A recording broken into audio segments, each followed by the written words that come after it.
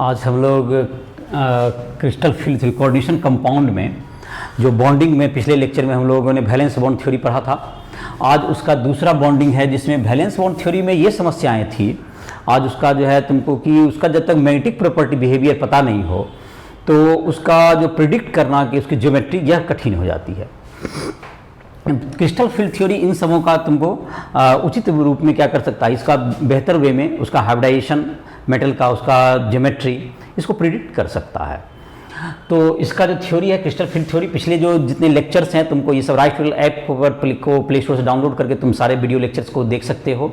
इसके अलावा तुमको उस ऐप पर राइट ऐप पर जो है तुमको जेईई मेंस, एडवांस, नीट इन सबों के लिए क्वेश्चन पेपर जो है तुम्हारा मेडिकल इंजीनियरिंग इन सबों के एंट्रेंस टेस्ट की जो तैयारी कर रहे हो उसके लिए ऑब्जेक्टिव सब्जेक्टिव क्वेश्चन जो है तुमको उस पर जो है ऐप पर तुमको उपलब्ध है, उसका प्रैक्टिस कर सकते हो। इसके अलावा जिस स्टूडेंट को कोई भी प्रिपरेशन बोर्ड का प्रिपरेशन कर रहे हो या इंजीनियरिंग मेडिकल इन सबों की, तो उसके लिए तुमको पर्सनल गाइड के रूप में भी तुम ऐप पर आकर के कभी भी संपर्क कर सकते हो और क्लासेज जो लाइव क्लासेज हैं उसको भी ज्वाइन कर सकते हो।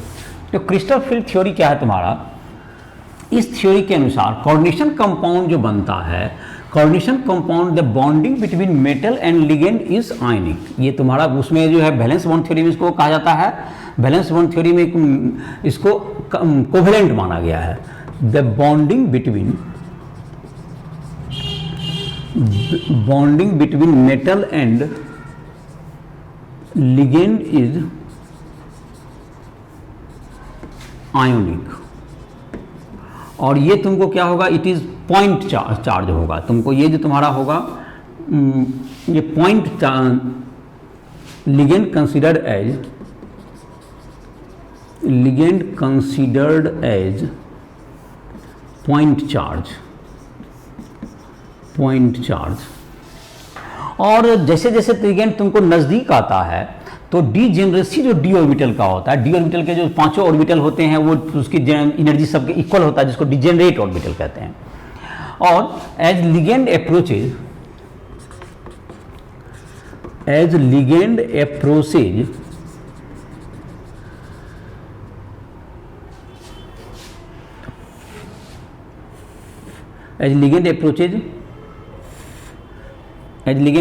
The metal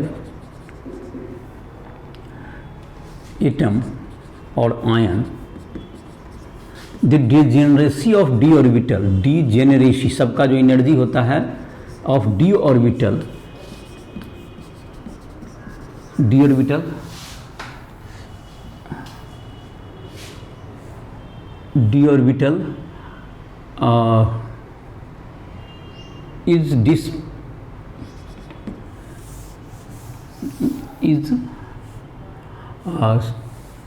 is finished,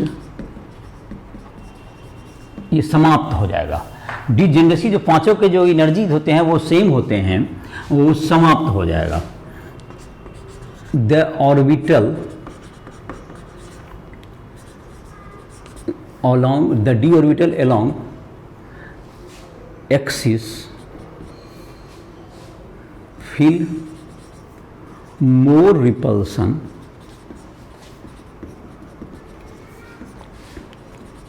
hence its energy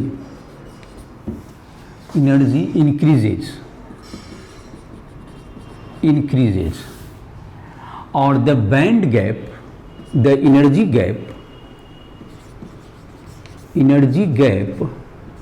जो तुमको ये दो एनर्जी गैप में बदल गया। Energy gap depends upon nature of ligand. ये जो एनर्जी गैप है लिगेंड पर डिपेंड करता है। स्ट्रॉन्ग लिगेंड फील्ड वाले में एनर्जी गैप ज़्यादा होगा। स्ट्रॉन्ग लिगेंड का फील्ड अगर है, strong ligand field, more energy gap. और ये जाहिर है कि तुमको वीक होगा तो लेस एनर्जी गैप।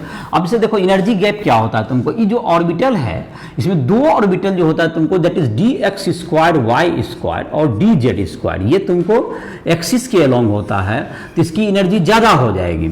और इसमें जो तुमको एनर्जी है तुमको ये जो तुम्हारा है d x y d y z और डी एक्स जेड, ये तीन ऑर्बिटल जो हो गए इसकी एनर्जी कम हो जाती है। इसको कहते हैं स्प्लिटिंग ऑफ डी, ये हो गया तुमको splitting of energy level of D orbital. ये दो अलग हाई, इसको ईजी कहते हैं कि जेनरेसी है तुम्हारा, अभी जेनरेसी अभी भी ये और T2G कहते हैं ये तुमको ये T2G और ये तुम्हारा हो गया EG orbital.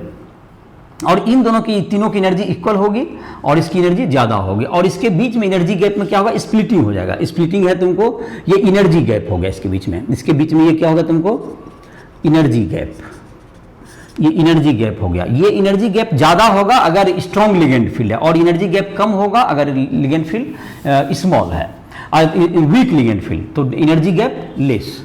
Week ligand field, week ligand field energy gap less energy gap. और जहाँ तक कि लिगेंड फील्ड का तुमको लिगेंड फील्ड के अनुसार अगर हम लोग अरेंज करें तो हम लोग कुछ अरेंज करके लिख सकते हैं। I माइनस का सबसे कम होगा, उसके बाद तुम लिख सकते हो Br माइनस, फिर तुम लिख सकते हो इसमें Cl माइनस, S2 माइनस, इसके ज़्यादा इसमें फील्ड को बढ़ते हुए क्रम में हम लिख रहे हैं। ये फील्ड में है तुमको ये ऑक्सिलेट C2O4 माइनस, इससे बड़ा हो गया, इससे बड़ा तुम लिख सकते हो H2O, इससे बड़ा तुमको अमोनिया का है लिगेंड फील्ड, इससे ज़्यादा तुमको अब जो है लिगेंड में आता है EN का है, उसका साइनाइड का इससे बड़ा हो गया और इसके बाद तुमको मेटल कार्बोनिल जो तुम्हारा था कार्बोनिल का। तो ये तुमको increasing order of ligand field. तो इसमें जो सबसे ज़्यादा स्प्लिटिंग तुमको CO में होगा, सबसे कम I माइनस में होगा स्प्लिटिंग। और ये जो तुमको है बॉन्डिंग, ये स्प्लिटिंग जितना अधिक होगा इसी के आधार पर तुमको इलेक्ट्रॉन जो फिलअप होंगे वो अकॉर्डिंगली ये तुमको किधर होगा इसके आधार पर तय हो जाएगा तुम्हारा कि ये लिगेंड फील्ड कितना स्प्लिटिंग हुआ।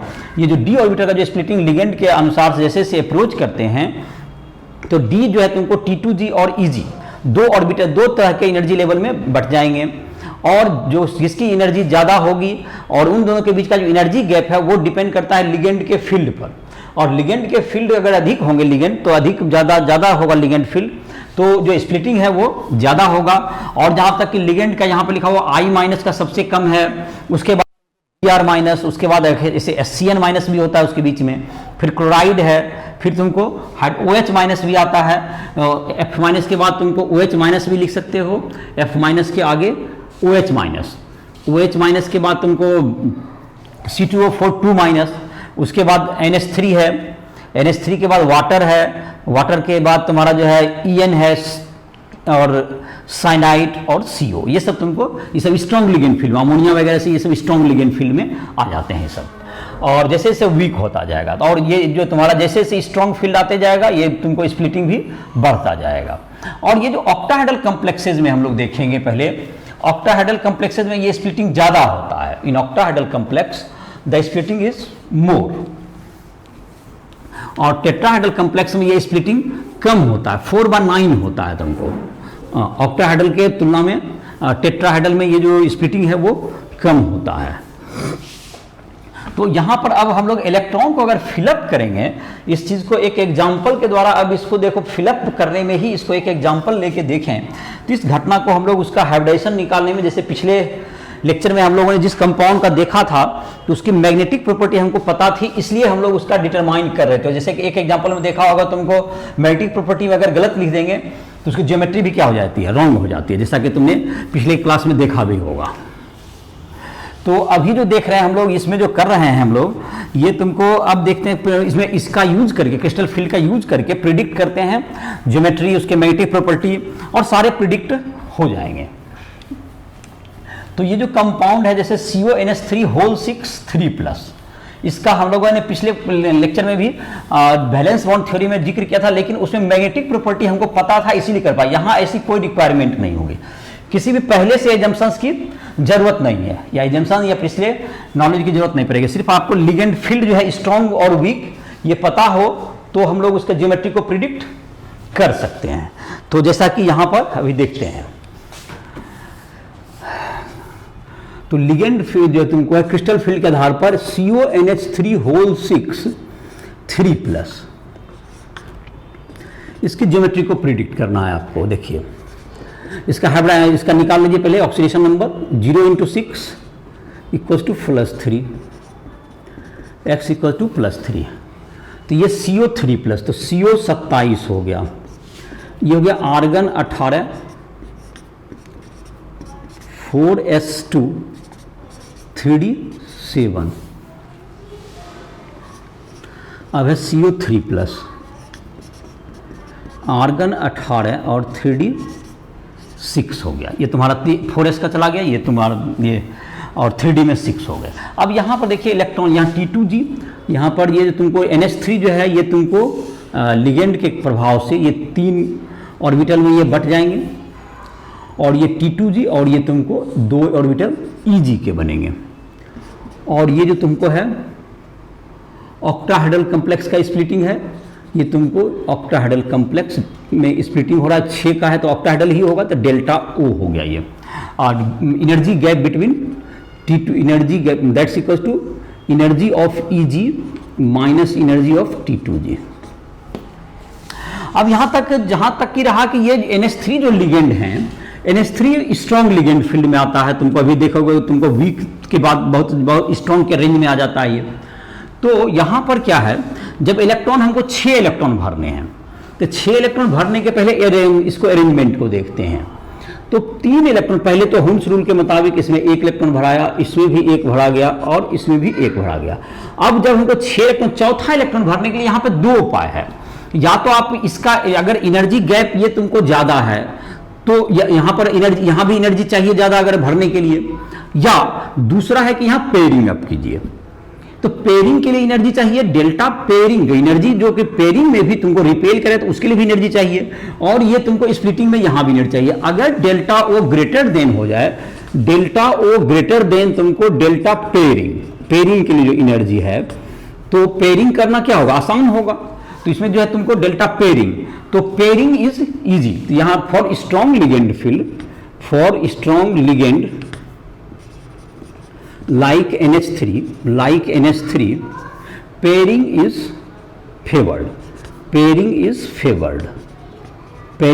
और पेयरिंग हो जाएगा तो इसको लो स्पिन कहेंगे, इसको लो स्पिन कॉम्प्लेक्स हो गया तुम्हारा। जो कम मतलब भी तुम्हारा क्या रहेगा, इसमें जो अनपेयर्ड इलेक्ट्रॉन रहेंगे भी तो ये कम रहेंगे। यहाँ देखते हैं कितने अनपेयर्ड इलेक्ट्रॉन बचते हैं या नहीं, ये लो स्पिन कहलाएगा। ये तुमको स्ट्रॉन्ग लिगेंड फील्ड, तो इसमें जो है तुमको इलेक्ट्रॉन जाहिर है कि इसमें तुमको इसी में भरेंगे तो जाहिर है पेयरिंग होगा, तो इसका जो अनपेयर्ड इलेक्ट्रॉन की संख्या क्या हो जाएगी, कम हो जाएगी। तो इसमें क्या होगा, तुमको इसको पेयर्ड अप कर दीजिए। तो पहले क्या होगा तुम्हारा, इसमें आप पेयरिंग कीजिएगा, फिर इसमें और फिर इसमें, तो 6 इलेक्ट्रॉन तो हो गया तुम्हारा, ये 6 पेयरिंग हो तो ऑल पेयर्ड है। यहाँ पे क्या हो गया, ऑल पेयर्ड इलेक्ट्रॉन। तो ऑल पेयर्ड इलेक्ट्रॉन का मतलब मैग्नेटिक प्रॉपर्टी कैसा हो गया, मैग्नेटिक हो गया, तुमको डायमैग्नेटिक हो गया। ये डायमैग्नेटिक देखो हमने खुद जजमेंट कर दिया, और ये तुमको जब तक वैलेंस बॉन्ड थ्योरी में था कि ये जब तक पता नहीं है तो आप इसके इस स्कीम को नहीं लिख सकते हैं। यहाँ हमने ये कहा कि NH3 स्ट्रॉन्ग लिगेंड है तो ये स्प्लिटिंग ज्यादा होगा, तो इसमें जो 3 इलेक्ट्रॉन भरने का जो चौथा इलेक्ट्रॉन भरना होगा तो ये इजी में जाने के बजाय यहाँ पेयरिंग में कम एनर्जी लगेगा, और इसलिए लो स्पिन कॉम्प्लेक्स ये होगा और तुमको लो स्पिन में आएगा, लो स्पिन कम, चूंकि इसमें और यहाँ तो अनपेयर्ड इलेक्ट्रॉन 0 ही हो गया, तो मैग्नेटिक प्रॉपर्टी शो ही नहीं करेगा, दैट इज डायमैग्नेटिक हो जाएगा ये, और ये डायमैग्नेटिक बिहेवियर हो गया। और जहां तक हाइब्रिडेशन की बात है, तो जहां तक की है ये जो 3 और 3D के 2 और या 3D के 2 orbital, 2 orbital of 3D is vacant, 2 orbital of 3D is available for hybridization. Hybridization के लिए ये अवेलेबल होगा। हमें जाहिर है कि NH3 होल 6 है, हमें 6 ऑर्बिटल चाहिए, तो 3D का आप 2 ही ऑर्बिटल यूज कर सकते हैं, 4s का 1 और 4p के 3 ऑर्बिटल आप यूज करें, तो आपका हाइब्रिडाइजेशन क्या हो गया, D2sp3, D2sp3 इनर जो 3D के लिए, इसलिए D2sp3 ये इनर कॉम्प्लेक्स हो गया, ये इनर कॉम्प्लेक्स, और इसकी ज्योमेट्री क्या हो गया तुम्हारा, ऑक्टाहेड्रल, इसका ऑक्टाहेड्रल ज्योमेट्री तो खैर 6 लिगेंड के लिए होगा ही। तो देखो क्या किया गया, पहले स्टार्टिंग से देखें तो पहले आपको पता है कि 6 लिगेंड है, तो 6 के लिए तुमको 6 ऑर्बिटल चाहिए हमको, हाइब्रिड ऑर्बिटल। तो इसका CO3 प्लस इसमें 3d6 हो गया। तो इसके बाद जो T2G और EG 2 एनर्जी ऑर्बिटल में बचा, ये तुमको NH3 स्ट्रॉन्ग लिगेंड फील्ड है, तो ये स्प्लिटिंग ज्यादा होगा, तो ये हुम्स रूल के विपरीत क्या करेगा, ये पेयरिंग कर लेगा। तो 3D के 2 ऑर्बिटल हमको खाली रहेंगे, तो 3D के 2 और 4s के 1 और फिर 4p के 3, तो इसका मतलब 6 ऑर्बिटल हो गया तुम्हारा। NH3 के 6 लिगेंड थे, तो इसका जो हाइब्रिडाइजेशन होगा वो D2sp3 होगा। हम लोगों ने इसकी मैग्नेटिक प्रॉपर्टी, ज्योमेट्री, इन सबका बिल्कुल क्लियर कट क्या कर लिया इसमें। और यही तुम देखोगे, अगर तुमको यही जो स्कीम है उल्टा हो जाए, अगर ये अभी जो है तुमको अगर वीक स्ट्रॉन्ग फील्ड से फ्लोरीन रहे, तो फ्लोरीन का तुमको फ्लोराइड जो था तुम्हारा, फ्लोराइड वीक स्ट्रॉन्ग में वीक फील्ड में आता है, तो फ्लोराइड के केस में क्या होगा, ये जो तुम्हारा ये जो अभी बताया गया इस स्कीम में क्या होगा, डिफरेंस ये होगा कि इसमें पेयरिंग अप में जो एनर्जी है वो ज़्यादा लगेगा, और तुमको जो कि एनर्जी जो कि गैप है वो कम होगा। एनर्जी गैप है तो कम होगा, तो इसका मतलब क्या होगा, ये हाई स्पिन वो फेवर करेगा, और इसका मतलब कि इलेक्ट्रॉन जो है तुमको नीचे के बजाय, जो पेयरिंग अप होने के बजाय ये तुमको इजी में जाना ज़्यादा आसान होगा। तो जैसे देखो इसका मतलब कि हाइब्रिडाइजेशन वगैरह, इसको फिर से इसको प्रिडिक्ट करके देख लेते हैं तुरंत, इसमें क्या स्कीम में डिफरेंस होता है। तो COF6 3- देखते हैं, COF6 3- COF6 3- x plus -1 into 6 is equal to -3, x equal to +3। तो CO3 प्लस, ये तो हो गया आर्गन 18 हो गया, और 3d6 हो गया ये भी।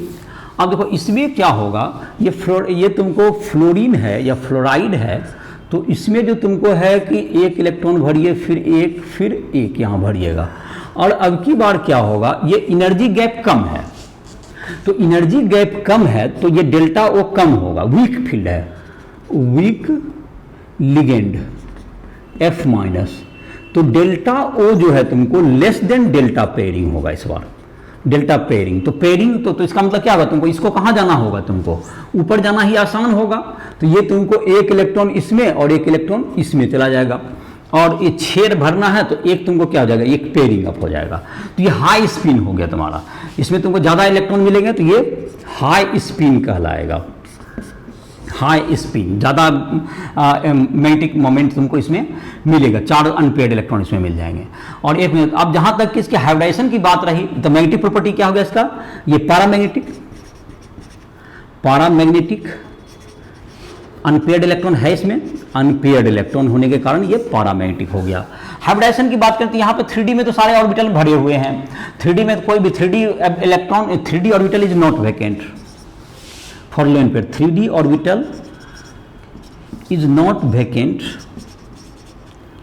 For lone pair, lone pair के लिए वैकेंट नहीं है, 3D नहीं है वैकेंट। तो क्या होगा इसका हाइब्रिडाइजेशन क्या हो जाएगा, तो 3D नहीं है तो 4s से स्टार्ट कीजिए, 4s का 1, 4p का 3, हमको चाहिए 6 ऑर्बिटल, तो 4d के 2 ले लीजिए। तो इसका हाइब्रिडाइजेशन क्या हो गया, हाइब्रिडाइजेशन sp3 और d2 और ऑक्टाहेड्रल ज्योमेट्री, ऑक्टाहेड्रल इसकी ज्योमेट्री हो जाएगी। तो ये तुम्हारा हो गया sp3 d2, ये तुम्हारा क्या हो गया, इसमें जब किए तो ये इसमें तुमको जो स्प्लिटिंग, ये वीक फील्ड है, जैसे कि देख रहे थे तो फ्लोराइड वगैरह वीक में आता है, तुम्हारा जो कि था स्टार्टिंग में आ गया तुमको, इसलिए वीक फील्ड हुआ, वीक फील्ड हुआ तो इसमें क्या होगा, स्प्लिटिंग कम होगा एनर्जी का T2G और EG के बीच में। तो ये तुमको हुम्स रूल को ओबे करते हुए ये क्या होगा, पेयरिंग करने के बजाय हुम्स रूल को ओबे करेगा, ये तुमको पहले EG में चला जाएगा इलेक्ट्रॉन, और इस प्रकार से क्या होगा, तुमको इसका जो है तुमको पैरामैग्नेटिक बिहेवियर होगा, और ये हाइब्रिडेशन इसका ये आउटर कॉम्प्लेक्स हो गया तुम्हारा, ये आउटर कॉम्प्लेक्स में ये आ जाएगा तुमको, ये इनर कॉम्प्लेक्स में नहीं जाएगा। और जहां तक कि तुमको रहा, अगर टेट्राहेड्रल में देखें तो टेट्राहेड्रल में सामान्यतः जो स्प्लिटिंग होता है वो कम होता है, और इसलिए ये तुमको इसमें तुमको सामान्यतः क्या करता है, ये तुमको पेयरिंग अप कम ही हो पाता है, और जनरली क्या करता है, ये हाई स्पिन को ये फेवर करता है। टेट्राहेड्रल ज्योमेट्री में 4 लिगेंड का जो कॉम्प्लेक्स होगा,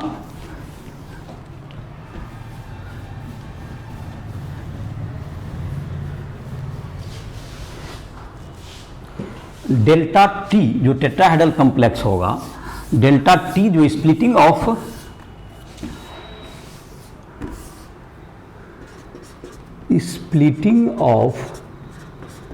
d orbital in case of 4 ligand is less। तो डेल्टा टी जो टेट्राहेड्रल का होगा, जो ये स्प्लिटिंग होता है, that is equal to 4/9 delta O.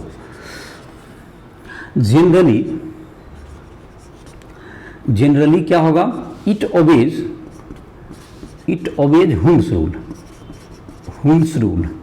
हुंस rule को ये ओबे करेगा, हाई स्पिन होगा ये तुमको, ये हाई स्पिन मतलब पेयरिंग आपकी बजाय ये क्या किसको फेवर करेगा, जनरली ये तुमको फेवर करता है क्योंकि स्प्लिटिंग कम होगा। तो उससे जनरली ये तुमको क्या करेगा, जनरली ये ओबे करेगा हुंस रूल को, ये तुमको इलेक्ट्रॉन कहाँ चला जाएगा, पेयरिंग अप होने के बजाय ऊपर चला जाएगा क्योंकि स्प्लिटिंग का इसका वैल्यू कम होता है, और तो तुमको टेट्राहेड्रल ज्योमेट्री को ये ओबे करेगा। तो अक्सर जो पेयरिंग अप इसमें नहीं होगा, तो इसके ज्योमेट्री को भी हम लोग डिस्कस कर सकते हैं।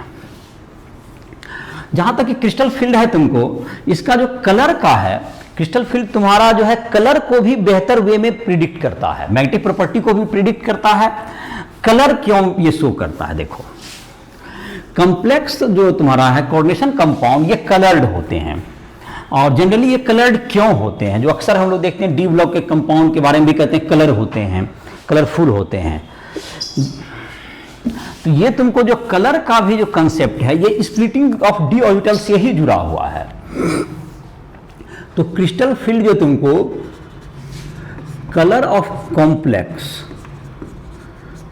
कॉम्प्लेक्सेस के कलर को भी ये क्या करता है, क्रिस्टल फील्ड इसको डिफाइन कर सकता है। तो इसमें क्या है तुमको कि ये जो तुमको डी डी ट्रांजिशन जो होता है, तुमको यहां पर क्या हो गया, ये T2G के 3 ऑर्बिटल बन गए और EG के 2 ऑर्बिटल बने।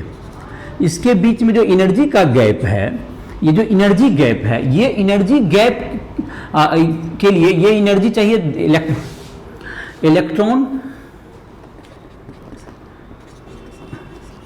या T2G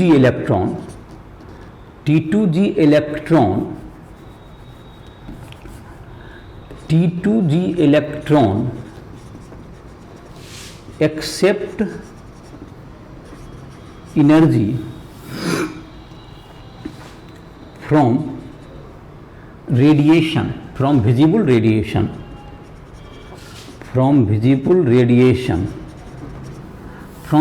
रेडिएशन, ये विजिबल रेडिएशन से क्या करेगा, एनर्जी गेन करेगा। From visible radiation to excite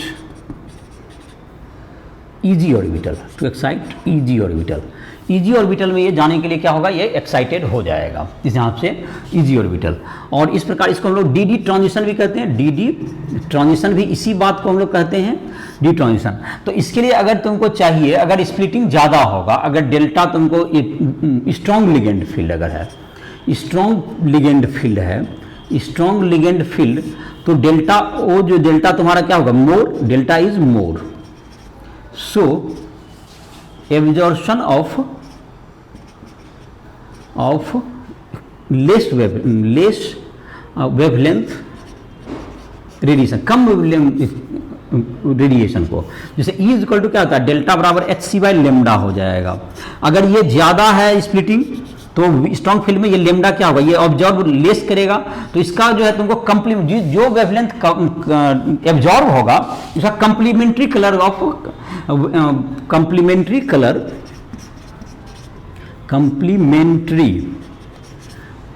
of complex is visible. ये चीज देखो क्या हुआ, ये जो लाइन लिखे, ये क्या होता है, जैसे कि आप अगर मान लेते हैं किसी एक पर्टिकुलर वेवलेंथ को आपने क्या कर दिया, व्हाइट लाइट में 7 कलर हैं, विजिबल जो रेडिएशन आ रहा है उसमें 7 कलर हैं, उसमें से एक पर्टिकुलर कलर मान लेते हैं येलो, तुमको क्या हो गया, येलो तुमको एब्जॉर्ब हुआ। तो येलो अगर एब्जॉर्ब होगा तो उसके जो कंप्लीमेंट्री कलर का एक ऑब्जर्व हुआ तो कितना बचा आपके पास, 6 कलर का जो कॉम्बिनेशन, उससे एक व्हाइट नहीं रह पाएगा वो, दैट इज कॉल्ड, उसका जो 6 का मिक्सचर हो, that is called complementary colour of yellow, जो कि रेड होता है। तो इसका मतलब अगर येलो एब्जॉर्ब होता है तो वो कॉम्प्लेक्स जो है रेड दिखाई पड़ेगा। तो ये तुमको जो है, ये जो एब्जॉर्ब होगा ये तुमको लिगेंड पर भी डिपेंड करता है। इसका मतलब कलर जो हो गया तुमको, colour depends upon metal atom और ion as well as ligand. अब जैसे देखो तुमको ये जो तुम्हारा इस पर डिपेंड करेगा। जैसे एक देखो इंटरेस्टिंग एग्जांपल, ये तुमको ये भी समझ में आ गया होगा, अगर लिगेंड ज्यादा, जैसे कि लिगेंड NH3 है तो वो ज्यादा स्प्लिट करेगा, उससे भी ज्यादा स्प्लिट क्या चीज में होगा, तुमको अगर वो तुमको लिगेंड EN है तो NH3 से ज्यादा स्प्लिटिंग होगा, तो उसका वेवलेंथ जो एब्जॉर्प्शन का होगा वो घट जाएगा। और वेवलेंथ ऑब्जर्वेशन का घटेगा अगर वो तुमको रहा EN के बजाय वो CN रहा, CN का और ज्यादा स्प्लिटिंग होता है, CO उससे भी ज्यादा होता है, तो वेवलेंथ ये एब्जॉर्प्शन का घटता जाएगा।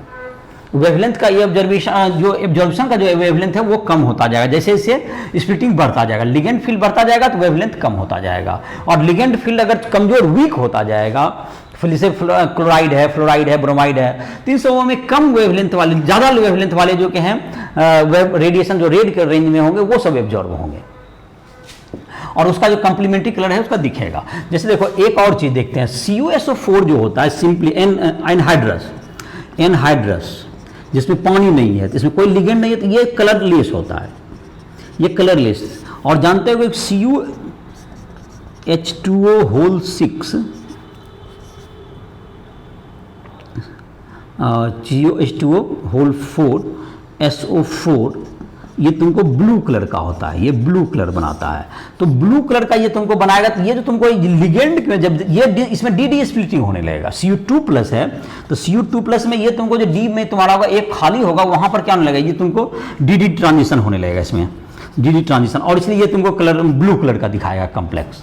तो ये तुम्हारा रेडिएशन एब्जॉर्ब करेगा जिसके कारण कि इसका कंप्लीमेंट्री कलर ब्लू होगा। इस तरह से अलग अलग कंपाउंड के जो है कलर वो शो होते हैं। तो ये तुम्हारा कलर का भी ये क्या करता है, क्रिस्टल फील्ड थ्योरी कलर को भी बेहतर वे में क्या करता है, रिप्रेजेंट कर सकता है, इसको डिफाइन करता है। तो ये जो तुम्हारा है इसकी अब क्रिस्टल फील्ड की क्या रही कुछ जो लिमिटेशंस कह सकते हैं कि ये तुमको कुछ बहुत हद तक तो ये सफल ही रहा। इसको जो है मैग्नेटिक प्रॉपर्टी, इसके कलर और इसके जो तुमको कहते हैं इसका जो है तुमको ज्योमेट्री, इन सबों को डील करने में ये काफ़ी हद तक सफल रहा। लेकिन तुमको यह जो तुमको लिगेंड फील्ड में जहां तक रहा, यह तुमको अगर एनायन है तुमको, तो एनायन तो ज़्यादा रिपेल कर सकता है, तो एनायन का जो है तुमको इसके आधार पर होना चाहिए स्पेक्ट्रोकेमिकल जो सीरीज बना हुआ है अभी, इसमें जो तुमको होना चाहिए था कि जो वीक लिगेंड है, जो कि न्यूट्रल लिगेंड है, उसको वीक होना चाहिए था। लेकिन यहां पर वीक देख रहे हैं कि जो एनायन वाले हैं वही वीक होते हैं, तो इसका जस्टिफिकेशन करना क्रिस्टल फील्ड में थोड़ा क्या है, मुश्किल होता है। तो ये सब इसके लिमिटेशन रहे, जिसके लिए हम लोग जो है लिगेंड फील्ड थ्योरी या मॉलिक्यूलर ऑर्बिटल थ्योरी आया, जो कि हम लोग के कोर्स के दायरे से बाहर है, तो उसकी चर्चा अभी हम लोग नहीं करेंगे। तो लिगेंड क्रिस्टल फील्ड बहुत हद तक नेगेटिव बिहेवियर, उसके जो है तुमको कलर्स और उसके ज्योमेट्री, इन सबों को सेटिस्फैक्टरी क्या कर सकता है, डील कर सकता है, और तुमको काफ़ी एक्सेप्टेबल थ्योरी होगा जिसके आधार पर हम लोग बनाएंगे। तो इसमें लिगेंड फील्ड में यही समरी हुआ कि किसी का ज्योमेट्री निकालना हो तो आप उसको पहले स्प्लिटिंग देख लीजिए, वो स्ट्रॉन्ग लिगेंड है, वीक लिगेंड, उसके आधार पर पेयरिंग के आधार को जज कीजिए और उसको ज्योमेट्री को बनाइए। जहां भी कहीं भी दिक्कत होता है, तो अगर तुमको कहीं भी कुछ डाउट हो रहा है तुम्हारे मन में, तुम राइफल ऐप के आधार से हमसे हमारा फ़ोन नंबर लेकर के तुम हमसे संपर्क कर सकते हो। उस ऐप के माध्यम से हमसे कभी भी संपर्क कर सकते हो। फिजिक्स, केमिस्ट्री, मैथ किसी भी टॉपिक के लिए हमसे संपर्क किया जा सकता है। हम लोग देख लेते हैं एक मेटल कार्बोनिल।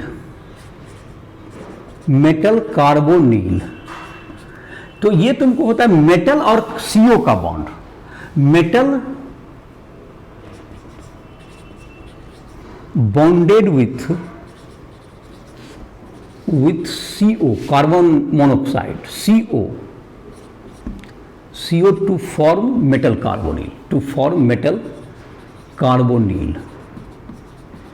कार्बोनिल, ये मेटल कार्बोनिल बनाता है। The lone pair of CO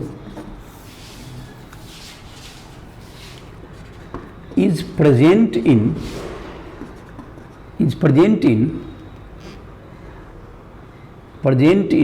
vacant d orbital of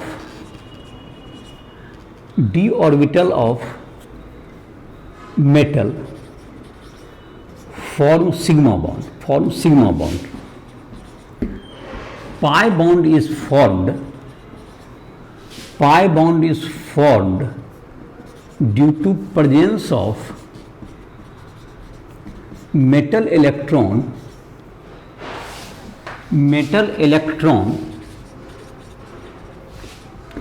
in pi star anti bonding, मतलब anti bonding orbital, pi star orbital of CO। तो ये तुमको दोनों, एक तुमको सिग्मा बॉन्ड भी बनता है, एक पाई बॉन्ड, ये तुमको दोनों सिग्मा और पाई के कारण सिनर्जिक इफेक्ट होता है, दोनों से इसका स्टेबिलिटी सिनर्जिक इफेक्ट दोनों तुमको इस बॉन्ड को क्या करता है, काफी स्टेबलाइज करने में ये मदद करता है।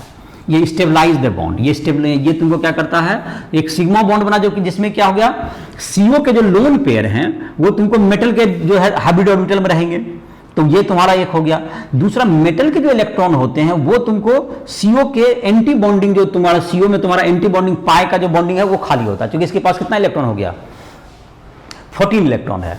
तो 14 इलेक्ट्रॉन है तो पाई स्टार जो दोनों है वो तुमको वैकेंट है, तो पाई स्टार दोनों वैकेंट होंगे। जैसा कि मॉलिक्यूलर ऑर्बिटल थ्योरी में तुम देखोगे, तुमको मॉलिक्यूलर ऑर्बिटल थ्योरी में क्या होता है, तुम्हारा सिग्मा 1s2 इस तरह से तुम देखोगे, तुमको जो कि केमिकल बॉन्डिंग का तुम लेक्चर देखोगे, फिर केमिकल बॉन्डिंग का भी देख सकते हो, मॉलिक्यूलर ऑर्बिटल थ्योरी नहीं पढ़े हो, केमिकल बॉन्डिंग क्लास 11 के जो लेक्चर देखोगे तुमको, उसमें molecular orbital theory right app पर तुमको इसको देख सकते हो।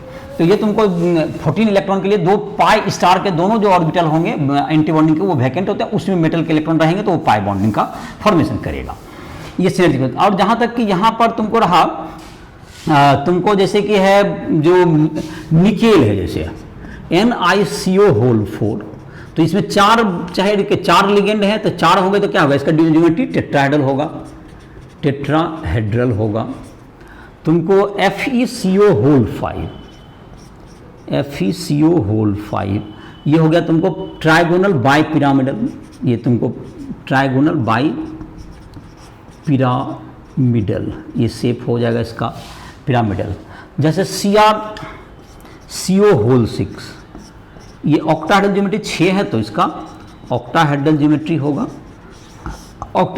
होगा, अब जैसे कि है Mn2CO10 अगर ये है तुमको, तो इसमें क्या होगा, Mn के दो बॉन्ड होंगे, Mn के सिंगल बॉन्ड रहेंगे Mn के बीच, और इसमें तुमको ये 5 होंगे, तुमको यहाँ पर 5 CO क्या रहेंगे, तुमको CO सब तरफ से इसमें जुटे हुए रहेंगे, ये दो प्लेन के परपेंडिकुलर, और इधर भी तुमको दो इसी टाइप से प्लेन के परपेंडिकुलर होंगे 2 CO, और 3 तुमको इसमें प्लेन में रहेंगे, 3 इसके प्लेन में। तो ये तुमको ट्राइगोनल बाइपिरामिडल के दो ज्योमेट्री इसमें होंगे।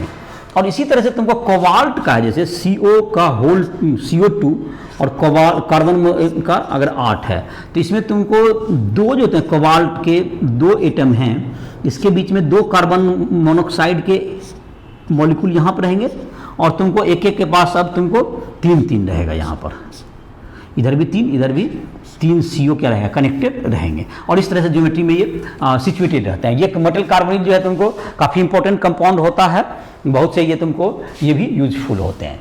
अब तुमको है stability of coordination compound. Stability जो है तुमको इसका के वैल्यू पर डिपेंड करता है, जैसे कि लेगेंड तुमको अगर ऐड करते जाएंगे तो इसका जैसे कि तुमको एक जो रिलेटिव स्टेबिलिटी है तुमको फाइनली जो है उसका बढ़ते जाता है।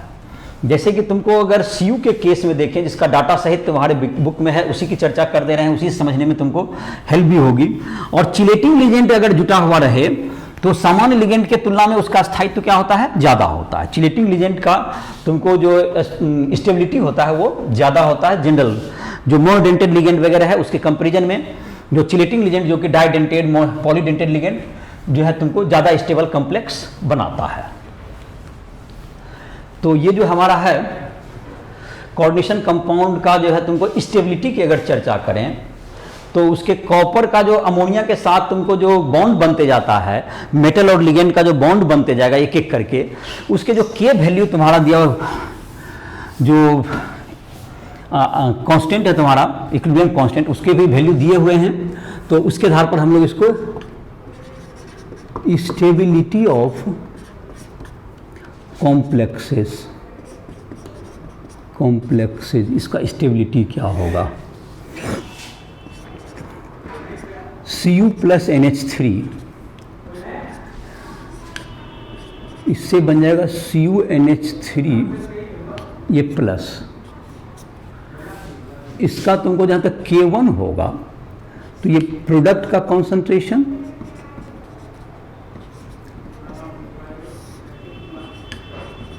बाय कॉपर का कॉन्सेंट्रेशन इनटू NH3 का कॉम्प्लेक्स तुमको हो गया। और यहाँ पर जो तुमको होगा इसका जो लॉग K1 होता है, जिसका वैल्यू डाटा तुम्हारे बुक में है, दैट्स इक्वल टू 4 होता है। ये तुमको काफ़ी ज़्यादा तेज़ी से रिएक्शन होगा कंपेरेटिवली, लेकिन जैसे जैसे इसका अगला ऐड होगा तो उसका जो है तुमको रेट कुछ घटेगा। लेकिन ओवरऑल तुमको दोनों को अगर एक साथ देखेंगे तो उसकी स्टेबिलिटी बढ़ेगी ही। CuNH3 होल प्लस, इसमें अगर NH3 को ऐड कर दें तो क्या हो जाएगा तुमको CuNH3 होल 2 और इसमें प्लस, इसमें K2 क्या हो जाएगा तुमको CuNH3 होल 2 प्लस बाय क्या होगा तुमको Cu और NH3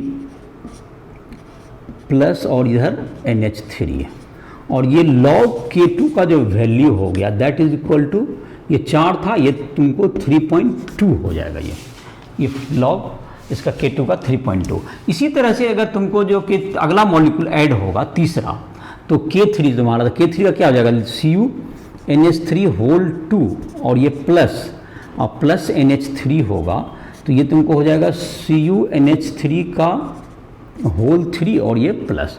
तो इसका जहाँ तक K का एक्सप्रेशन लिख लोगे, इसका मैं log K3 का जो वैल्यू होगा दैट इज 2.7 होता है, घटते जा रहा है देखो। और जो इसी तरह से K4 जो है उसका भी चलो एक्सप्रेशन लिख देते हैं, लास्ट है NH3 होल 3 और प्लस NH3, एक और लिगेंड जोड़ें इसमें, तो ये हो जाएगा CuNH3 होल 4 और प्लस, तो K4 जो तुम्हारा हो जाएगा, इसका जो log K4 जो हो जाएगा तुम्हारा, ये घट के 2 आ जाएगा तुम्हारा। तो इसका ये देखो तुमको जैसे जैसे एक जोड़े तो आसानी से जुटा, उससे थोड़ा दिक्कत हुआ, उससे दिक्कत हुआ, लेकिन अगर तुमको हम लोग देखें इसका चारों का अगर देख लें तो चारों को एक साथ अगर ऐड करके देखें तो Cu प्लस अगर तुमको 4NH3 हो गया तो यहाँ पर हो गया CuNH3 होल 4 और यहाँ पर प्लस हो गया। तो इसका जो बीटा होगा, इसका जो तुमको इसका जो एक्सप्रेशन आएगा, तो बीटा इज इक्वल टू क्या आ जाएगा तुमको K1 into K2 into K3 into K4। तो log बीटा बराबर क्या हो गया log K1 plus log K2 plus log K3 plus log K4। The log beta का वैल्यू हो गया 4 प्लस 3.2 प्लस 2.7 प्लस 2, तो log बीटा इक्वल टू 11.9। तो ये तुमको देखो काफ़ी स्टेबल हो गया, ये तुमको जो है ओवरऑल क्या हो गया, इसकी स्टेबिलिटी ज़्यादा हो गई, क्योंकि इसका जो है इसका जो K का वैल्यू अधिक है। तो ये तुम्हारा K जैसे जैसे जुड़ते गया इसका क्या हो गया तुमको स्टेबिलिटी बढ़ते जा रहा है। लेकिन ऑर्डर जैसे पहला में जुटना ज़्यादा स्टेबल था, दूसरा उससे कम हुआ, लेकिन ओवरऑल जो स्टेबिलिटी हो गई जब चारों जुटा तो वो उसकी स्टेबिलिटी ज़्यादा हो गई, क्योंकि K का वैल्यू जितना ज़्यादा स्टेबिलिटी उतना अधिक होगा। लेकिन बॉन्ड को तोड़ने में फिर इसका जस्ट उल्टा हो जाएगा, बॉन्ड का 1 हो जाएगा तुम्हारा, तो 10 पावर माने लेगा उतना। तो ये तुम्हारा हो गया। और log जैसे है तो उसको 10 टू द पावर उतना कर सकते हो, 10 टू द पावर उतना हो जाएगा तुम्हारा, जैसे log 4 है तो 10 टू द पावर 4 हो गया। तो इस तरह से क्या होगा तुम्हारा, ये स्टेबिलिटी का ये तुमको डाटा है, डाटा का साथ ये तुमको स्टेबिलिटी किस ढंग से बढ़ता है। चिलेटिंग लेजेंड जो कि तुमको दोनों तरफ से जुटेगा, chelating ligand is more stable, provide more stability, chelating ligand more stability then monodental ligand. अगर उतना ही संख्या में रहेगा तो चिलेटिंग लिगेंड जनरली क्या करता है, ज़्यादा स्टेबिलिटी देता है। तो ये तुम्हारा हो गया इसका स्टेबिलिटी के बारे में। अब है कुछ कोऑर्डिनेशन कंपाउंड के कुछ यूजेज दिए हुए हैं। तो यूजेज कोऑर्डिनेशन कंपाउंड के जो है काफ़ी यूजेज हैं, जैसे हमारा क्लोरोफिल है उसमें मैग्नीशियम के हैं, उसके बाद तुमको जो हीमोग्लोबिन है, हीमोग्लोबिन जो कि रेड पिगमेंट होता है जिसके कारण लाल होता है, दैट इज आयरन के जो है कॉम्प्लेक्स कंपाउंड हैं।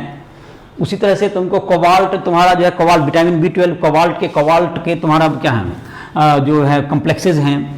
और इस तरह से जो वाटर के तुमको प्यूरिफिकेशन में, तुमको जिसका हार्डनेस को दूर करने में भी हम लोग EDTA का कॉम्प्लेक्स बना के उसको क्या कर सकते हैं, दूर कर सकते हैं। और ये सब तुम्हारा जो है कुछ जो डिजीज़ के प्रिवेंशन में भी, डिजीज के क्योर में इसका यूज किया जाता है। फोटोग्राफी में तुम्हारा इसका यूज होता है। कुछ जो उनको कहते हैं मेटल जैसे है AgAu के एक्सट्रैक्शन में हम लोग कोऑर्डिनेशन कंपाउंड का फॉर्मेशन करते हैं। निकेल के प्यूरिफिकेशन में बॉन्ड प्रोसेस में हम लोग किसका करते हैं, मेटल कार्बोनिल बॉन्ड बना कर क्या करते हैं, उसको वेपर फेज रिफाइनिंग में काम आता है। तो ये सब इसके यूजेज हैं, जिसको कि हम लोग पॉइंट वाइज चाहे तो कुछ लिख भी सकते हैं। देखो जैसे जो कि मैंने बहुत सा बोला, जिसको हम लोग एक जगह पर लिख भी सकते हैं। Use of coordination compound, use of coordination compound, इसको जैसे कि पहला in the qualitative and quantitative, qualitative and quantitative study of chemicals। इसका केमिकल का तुमको जो है क्वांटिटेटिव मतलब क्या हो गया, क्वालिटी का मतलब हो गया कि किस कौन से प्रेजेंट है। उसमें भी कलर के आधार पर हम लोग डिटरमाइन करते हैं, तो वो अक्सर तुमको क्या होता है, कलर जो बनता है वो तुमको कॉम्प्लेक्स फॉर्मेशन का, कॉम्प्लेक्स कंपाउंड के फॉर्मेशन के कारण ही कलर बनते हैं, और उसी के आधार पर हम लोग इसका क्या करते हैं, हम लोग डिटरमाइन करते हैं। जैसे DMG है या इसके तरह और भी जो है तुमको जो इसके कलर के आधार पर हम लोग इसका डिटरमाइनेशन करते हैं। दूसरा कर सकते हैं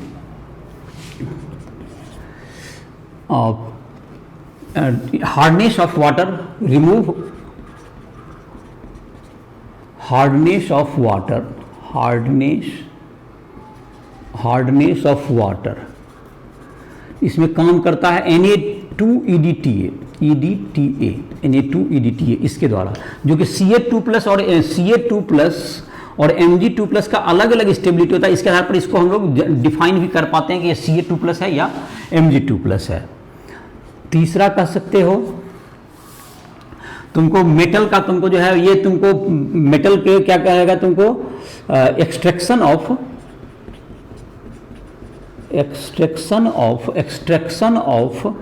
gold and silver, extraction of gold and silver.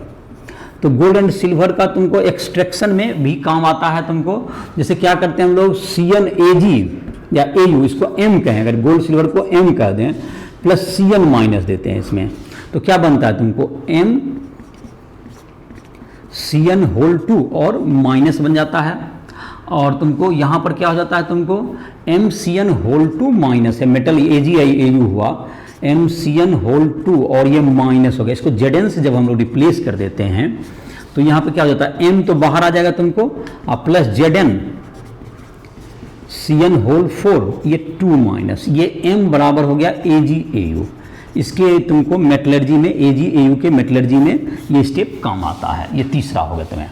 चौथा कह सकते हैं purification of nickel, purification of nickel. Nickel में क्या करते हैं, निकेल में Ni+4CO, इससे बन गया, इस वेपर फेज में चला जाता है। ये NiCO4, इस वेपर को कलेक्ट कर लें, ये वेपर हो गया, और इसको वेपर कलेक्ट कर लेंगे और NiCO4 को फिर क्या कर देते हैं, इसको हीट कर देंगे, तो ये Ni प्योर अलग हो जाएगा और CO अलग हो जाएगा, प्योर हो गया। ये तुमको इम्प्योर था। इसके साथ ये क्या, वेपर फेज रिफाइनिंग करते हैं, इसको मोल्ड प्रोसेस भी कहा जाता है। ये मोल्ड प्रोसेस, जैसा कि तुमको देखा होगा मेटलर्जी में बताया गया होगा।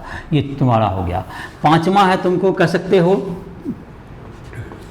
इन कैटालिसिस कर सकते हो, या तुमको फोटोग्राफिक प्लेट में electroplating of AgAu is easier from complexes. Complex से ज़्यादा इजी होगा, अगर डायरेक्ट करोगे तो उससे बेहतर होता है। कम्प्लेक्स से अगर आप प्लेटिंग करते हैं तो वो ज़्यादा आसानी से प्लेटिंग हो जाएगा तुम्हारा। तो ये तुम्हारा पांचवा हो गया। छठा यूज कर सकते हो तुमको इलेक्ट्रोप्लेटिंग कैटलिस्ट के रूप में, एज कैटलिस्ट के रूप में भी यूज आता है। जैसे कि तुम्हारा है, तुम्हारा जो हाइड्रोजनेशन ऑफ वेजिटेबल इथाइन जो है तुम्हें एल्कीन जैसे है, एल्कीन जो तुम्हारा हो गया CH2 डबल बॉन्ड CH2, इसका हाइड्रोजनेशन करना है तो इसमें कैटलिस्ट तुमको यूज कर सकते हो PH3 होल 3, PH3 का होल 3 फॉस्फीन और इसका होल 3 RHCl, ये रोहेडियम, ये तुमको बन जाएगा। इससे हाइड्रोजनेशन करना है तो ये रोहेडियम का तुमको जो है ये रोहेडियम का जो कम्प्लेक्स है तुमको PH3 फिनाइल हो गया, ट्राइफिनाइल फॉस्फीन, और इसके भी 3 मॉलिक्यूल हैं और ये तुमको रोहेडियम का ये है, रोहेडियम और यहाँ पर क्लोराइड, तो रोहेडियम का ये कम्प्लेक्स है और उसके साथ क्या होता है तुमको ये लिगेंड है तुम्हारा, ये तुमको एज ए कैटलिस्ट काम करेगा। छठा हो गया तुमको 7वां, ये कैटलिस्ट हो गया तुम्हारा कैटलिस्ट के रूप में। अब तुमको सिल्वर ब्रोमाइड का, सिल्वर ब्रोमाइड जो तुमको जो कि बच जाता है फोटोग्राफी में, फोटोग्राफी प्लेट में सिल्वर ब्रोमाइड इफेक्टेड हो जाता है लाइट के प्रेजेंस में, और जो सिल्वर ब्रोमाइड उसको तुमको क्या करते हैं, इसको Na2H2O3 के साथ एक कम्प्लेक्स कंपाउंड बना लेते हैं, Na2H2O3 होल 2 और तुमको हो गया 3+, ये तुमको डिजॉल्व हो गया, ये डिजॉल्व करने में ये काम आता है, और Na+ और Br- NaBr अलग हो जाएगा। तो ये तुम्हारा इसके साथ ये फोटोग्राफी में black and white photography, black and white photography में ये कम्प्लेक्स कंपाउंड का फॉर्मेशन होता है AgBr के साथ, AgBr के साथ 7th। और 8th तुम कह सकते हो, ये तुमको जैसे है तुमको मैग्नीशियम हो गया तुमको क्लोरोफिल में, क्लोरोफिल जो कि प्लांट का तुमको ग्रीन पिगमेंट ऑफ प्लांट, ये मैग्नीशियम का है तुमको कॉम्प्लेक्स कंपाउंड। हीमोग्लोबिन जो रेड पिगमेंट है ब्लड का वो Fe का है। तुमको vitamin B complex, vitamin B12 ये कोबाल्ट होता है, कोबाल्ट का तुम्हारा ये कम्प्लेक्स होता है। और तुमको कह सकते हो ट्रीटमेंट ऑफ 9th नंबर कह सकते हो, ट्रीटमेंट ऑफ डिजीज। तो ये तुमको जैसे कि कॉपर Fe, इन सबों के लिए तुमको था फेनाइल एमीन। तुमको दूसरा होता है तुमको डेस्फेरिऑक्सीन। और तुमको जाहिर है कि पीबी के लिए EDTA का उपयोग करते हैं। पीबी के लिए इसके इलाज में पीबी का अगर एक्सेस है तो उसको दूर करने के लिए EDTA का साथ करो। और ट्यूमर कैंसर के लिए तुमको सिस्प्लेटिन का यूज किया जाता है। तो ये तुमको डिजीज के मेटल के एक्सेस मेटल को दूर करने के लिए भी इसका यूज करते हैं, जैसे कि कम्प्लेक्स कंपाउंड बना करके क्या होता है बॉडी से अलग कर सकते हैं इसको। और इसके लिए भी इसका ट्रीटमेंट किया जाता है। एक्सेस मेटल बॉडी में अगर हो जाए तो उससे भी बहुत तरह का तुमको क्या कहते हैं प्रॉब्लम आता है, उसके लिए भी इसका ट्रीटमेंट हम लोग करते हैं। तो ये तुम्हारा कम्प्लेक्स कंपाउंड के सारे तुमको जो इस चैप्टर ये तुम्हारा इसी के साथ ये जो चैप्टर के साथ साथ तुम्हारा जो है इस लेक्चर में बुक भी समाप्त हो गया तुम्हारा चैप्टर नंबर 9 के साथ साथ कोऑर्डिनेशन कंपाउंड और इनऑर्गेनिक केमिस्ट्री भी खत्म हो गया। इसके साथ तुम्हारा फिजिकल केमिस्ट्री भी क्लास 12 था वो भी समाप्त हो गया। अब तुमको ऑर्गेनिक केमिस्ट्री जो सेकंड वॉल्यूम बुक में है उसकी पढ़ाई तुमको आगे होगी।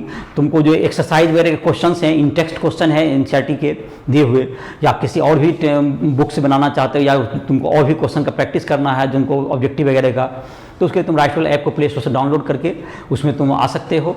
और बोर्ड का तुमको प्रिपरेशन कर रहे हो या JEE मेंस, एडवांस, नीट, इन सबों के लिए तुम कभी भी हमसे पर्सनल टाइम भी ले सकते हो। जो भी तुम्हें अगर प्रॉब्लम हो रहा है पढ़ने में, तुमको कोई भी टॉपिक में दिक्कत है तुम हमसे डायरेक्ट अपना टाइम अलॉट कर सकते हो और हमको तुम कभी भी चाहो तो हमसे फ़ोन करके एक टाइम ले लो और उसके द्वारा तुम हमसे संपर्क करके तुम अपनी पढ़ाई में जहाँ दिक्कतें आ रही है उसको तुम दूर कर सकते हो। और इसी के साथ इस लेक्चर को समाप्त कर रहे हैं और तुमको नेक्स्ट लेक्चर में हम लोग जो है ऑर्गेनिक का प्रारंभ करेंगे। जहाँ तक क्वेश्चन वगैरह किया उसके लिए तुम हमसे संपर्क कर सकते हो।